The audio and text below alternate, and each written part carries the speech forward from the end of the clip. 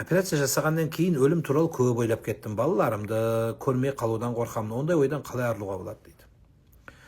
Ла тансал маута ва ла янсак. Сен ажалды ұмытсаң да, ажал сені ұмытпайды. Сіз өлімнен қорқпаңыз. Ерте ме кеш пе сүйгеніңнен ажыраймыз бәріміз. Нені жақсы көресің, бәрібір ажырайсың. Қанша жақсы көр, қанша сүй, бәрібір ажырайсың. Сондықтан көрмей қалу емес мағына. Мақсат ана дүниеге қарызбен кетіп қалу. Оразаң өтелмей, намазың өтелмей, күнәмен кетіп қалу. Біреудің кешірім сұрай алмай өліп қалу. Біреуді жамандап, ана ұстазды жамандап, мынаны жамандап, ағайынмен жамандап, енеңді жамандап, содан кейін соның күнәсін алып, о дүниеге кетіп қалу. Осыдан қорқыңыз. Өліп қалудан қорқпаңыз, ертеме кешпе бәріміз кетеміз. Сондықтан өмір қонақ дейді ғой қазақ. Оны өлім туралы қазақ бейді күшті қылып айтады. Өмір қонақ дейді. Қонақ деген сөз не? Түбі кетесің, түбі өлесің деген сөз. Соны қазақ мәдени, әдеби, күшті түрде айтады да. Сондықтан сіз оны өліп қалудан ойымдамаңыз. Сол бағана жағын ойымдаңыз. Ал енді ол операцияға түсіп шыққаныңыз, Құдайдың жақсылығы сізге. Оны ойлан, ұмытпа деген Құдайдың сізге шарапаты болады. Дәрет алып болып намазға тұрарда кейде мұрным қанайды. Дәрет бұзыла ма? Қан любой жерден шықса бұзылады. Тек қана бір қан бұзылмайды. Мына түкірген кезде сүлекейдің ішіне аз-маз қан болса, сол бұзылмайды. Қалған қан, денедегі қан шыққан бәрі Ханафи мазхабы бойынша бұзылады. Енді басқа мазхабтарда бұзбайды деп айтады. Біздің оның үкімі бізге алмаймыз. Біздің алғанымыз Ханафи мазхабы бойынша дәрет бұзылады дейміз. Ал постоянно мұрның қанайтын болса, тоқтаусыз битсең қан ағатын болады. Мына ішіне капиллярлар жарылып қалады да, битсең қан ағайтын болады. Олардікі үзір үкіміне өтеді егер тоқтамайтын болса.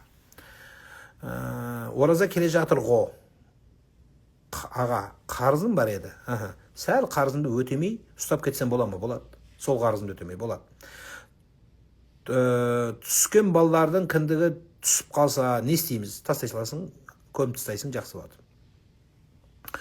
Дәрет алуым тез-тез. Дәрет алуым тез дейді. 4 парызды бір реттен жууға бола ма? Әрине үстімнің жағдайына қарай дейді. Бір реттен жуылу, 3 реттен жуу сүннет болып табылады, парыз емес, сүннет болады. Бірақ бір рет сіз жуған кезде, мысалы қараңыз, қолды бір рет жуылады. Кітапта өзі сүннет парызбенен бір рет жуылады. Бірақ сен жуып жатқан кезде, мен көрсетейін, бір рет жуған кезде су тимей қалса не болады? Мысалы, сіз жуып атыңыз, мен жеріне асығып жудың да бір рет су тимей қалды. Бір жеріне тимей қалды, бір шетіне тимей қалды, көрмейміз. Дәретің жоқ болады, айналайын. Намазда нені ойлау керек? Неше түрлі ой келеді? Намазда жақында бастап едім. Ой келе береді.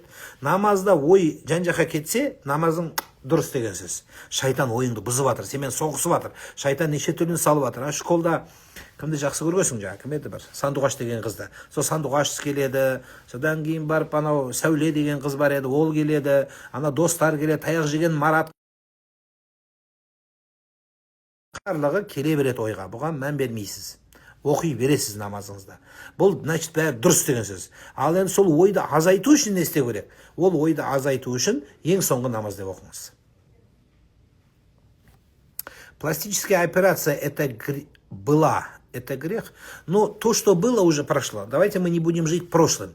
За прошлое, если мы сделали когда-то за прошлом времени грех, за это надо покаяться, попросить прощения у Всевышнего, и теперь этот же грех не стоит повторять. Допустим, в молодости, каких-то в студенческих годах, либо до сегодняшнего дня вы грешили, вы поняли, что это грех, услышали, что это грех. Теперь первое, что надо покаяться, надо попросить прощения Всевышнего.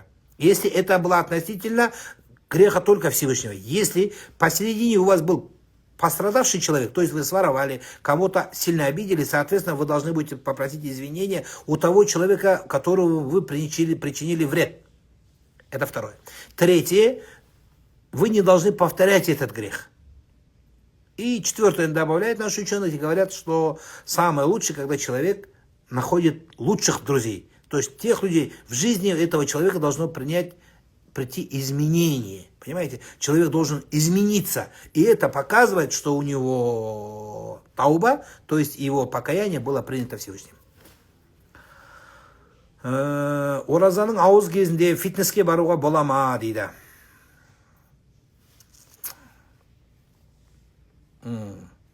Фитнеске баруға ешқандай проблема жоқ, бірақ тек қана фитнеске барғанда сіз қатты шөлдеп, сол шөлдегеннің нәтижесінде, арқасында яки болмаса, сіз әлсірейтін болсаңыз, онда макрух болады.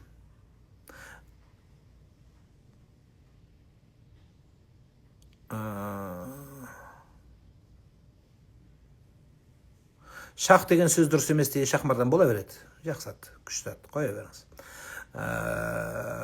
Енді сол атпен ғана көп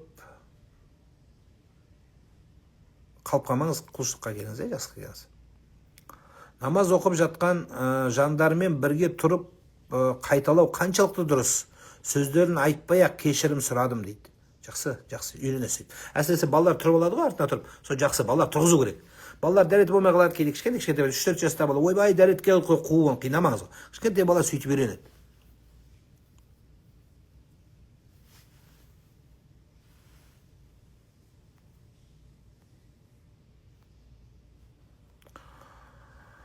Кеше Инстаграмнан қазақ жігітінің интервьюін көрдім. Айтқаны басқа мемлекеттер машина, телефон, тіпті наушник шығарып жатыр. Ал ислам мемлекеттері дәретті қалай алуды әлі үйретіп жүр. Дейді, оған не дейсіз дейді. Енді сол жаңағы айтқан жігіт өз наушник шығара бермей ме? Кім қой деп жатыр? Сол өз шығарсын, өзі бастасын. Ислам дінінің негізгі ұраны бірінші оқу. Сол оқу арқылы шақырып жатырмыз. Сол дәреттің сұраған адамға соны оқып, үйреніп, содан кейін патриоттығын оятып, сол ғылым, білімге үйретіп жатырмыз. Ғылым, білімге. Иқра бисми раббикаллази халақ. Сені жоқтан бар қылған Алланың атымен оқы. Ғылым, білім қу деп жатырмыз. Сол жаңа айтқандардың бәрі әшейін далбасалап айта береді де, өзі оқымайды. Сен өзі оқысашы енді. Сен кім қой деп жатыр? Балаңды оқыт. Өзі баласы алкаш. Өзі оқымай жүр. Үші біреуге жаңағы ақыл айтады. Жаңағы бүйтпейсің ма, дәрет үйретпей ма деп. Өзі о дүниеге пайдасы жоқ, не бұл дүниеге пайдасы жоқ адам.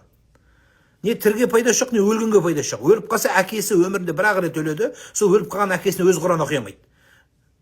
Не айтуға болады оған? Еще ғылым білімді сөз сөйлейді. Сен ғылымда, сен өзің оқы. Соны айтқан адам, жаңа мешіттегі балаларға, жастарға тиген адамдар, сен өз балаңа өзің ие бол. Сен өз балаңды оқыт. Балаң аманат қой, біреудің баласына тиіспе. Оның біреудің баласы арақ ішпей, ұрлық қылмай, намаз оқып, Құран жаңа дәретін алып дұрыс жүзсе, ол дұрыс нәрсе.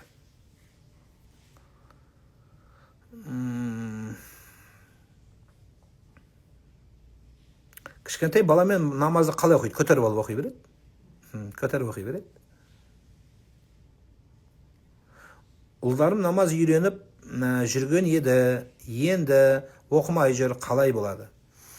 Бала оқыған кезде балаға еліктететін адам керек, және жәрдем беретін. Біреуден тәлім алу керек. Балаларымыздың тәрбиесін біразын біз береміз, біразын орта береді, біразын іштегі стержені бар, өзінен бұрыннан келе жатқан, жүрегінен салынған. Сол сияқты сондай нәрселерді сіз дамытуыңыз керек.